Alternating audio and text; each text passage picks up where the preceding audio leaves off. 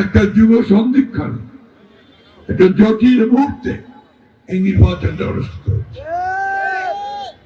জানেন যে আমরা দীর্ঘ 15 বছর সংগ্রাম করেছি, লড়াই করেছি। আমাদের দেশের এই বিএনপির প্রায় 60 লক্ষ মানুষের বিরুদ্ধে মিথ্যা মামলা হয়েছে, 20,000 মানুষকে হত্যা করা হয়েছে, 1700 মানুষ রাজনৈতিক কর্মী নেতাকে গুম করে ফেলা হয়েছে এবং 24 জুলাই প্রায় 2,000 ছাত্র, যুবক, তরুণ, শ্রমিক তাদেরকে হত্যা করা হয়েছে। এবং এত ত্যাগ, এত তিতিক্ষার বিনিময়ে, এত রক্তপাতের বিনিময়ে আমরা কিন্তু একটা সুন্দর অবাধ সুষ্ঠু নির্বাচন পেতে চলেছি, তাই না? এই নির্বাচন থেকে তো আমাদের দেশের কাজে লাগাতে হবে, অর্থবহ করতে হবে, যাতে করে এই নির্বাচনের মধ্য দিয়ে আমরা সত্যিকার অর্থেই একটা কার্যকরী, একটা সৃজনশীল, একটা ইফেক্টিভ গভর্নমেন্ট আমরা তৈরি করতে পারি এবং যারা আমাদের দেশকে, জাতিকে উন্নয়নের শিখরে নিয়ে যেতে পারবে, আমাদের সন্তানদের জন্য একটা সুন্দর বাসভূমি নির্মাণ করতে পারবে এবং একটা শান্তির বাংলাদেশ নির্মাণ করতে পারবে। সেই লক্ষ্যে এই নির্বাচন অত্যন্ত গুরুত্বপূর্ণ।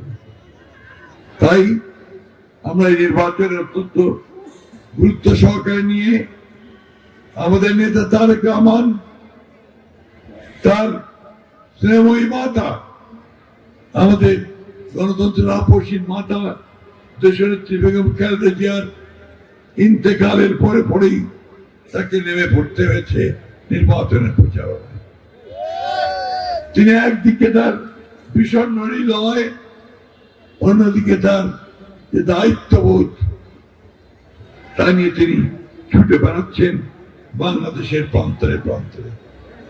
একটা বার্তায় নিয়ে যাচ্ছেন, সে বার্তাটি হচ্ছে সবার আগে। এই বার্তাটি খুব গুরুত্বপূর্ণ, অনেক সমৃদ্ধ, যে আমাদের সবকিছু আগে আমাদের বাংলাদেশকে আমরা সত্যিকার অর্থেই একটি সমৃদ্ধ বাংলাদেশ হিসাবে নির্মাণ করতে চাই, একটি অসাম্প্রদায়িক বাংলাদেশ হিসাবে নির্মাণ করতে চাই।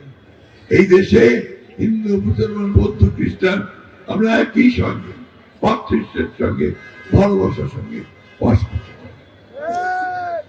প্রিয় বন্ধুগণ, মা বোনেরা, আমি আগে বলেছি যে আমার গলা অ্যালাউ করছে না কথা বলতে,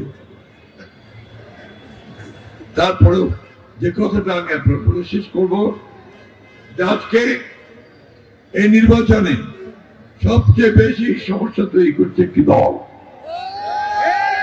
প্রথম দিকে তারা বলল যে জুলাই সনদ সম্পূর্ণ পাশ করে তারা নির্বাচন করবে, তারপর দেখা গেল ঠিকই নির্বাচনে আসবে।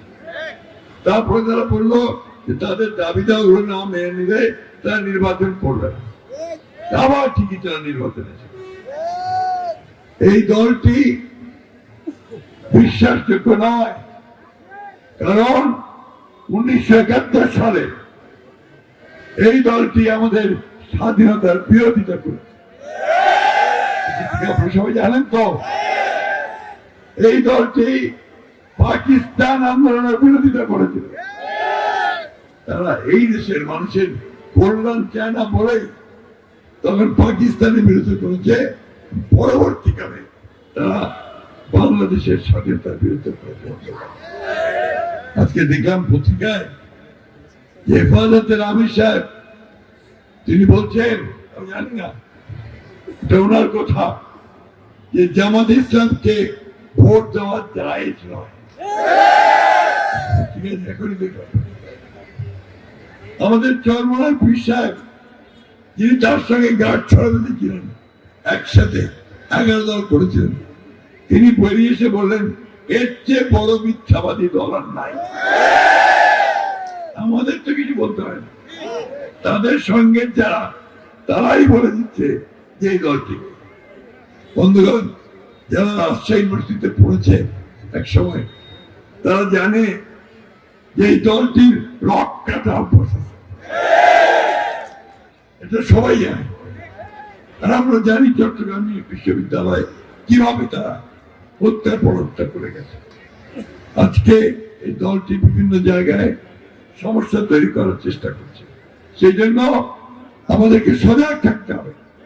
আমরা কোনো মতেই এই নির্বাচনকে বানচাল হতে দিতে পারি না, এবং 12 তারিখের নির্বাচনকে এই দেশের জনগণের বিজয় নির্বাচনে নিয়ে যেতে হবে। আর সেই বিজয় হবে বিএনপির বিজয়, সেই বিজয় হবে ধানের শীষের বিজয়, সেই বিজয় হবে আমাদের আজাদের বিজয়।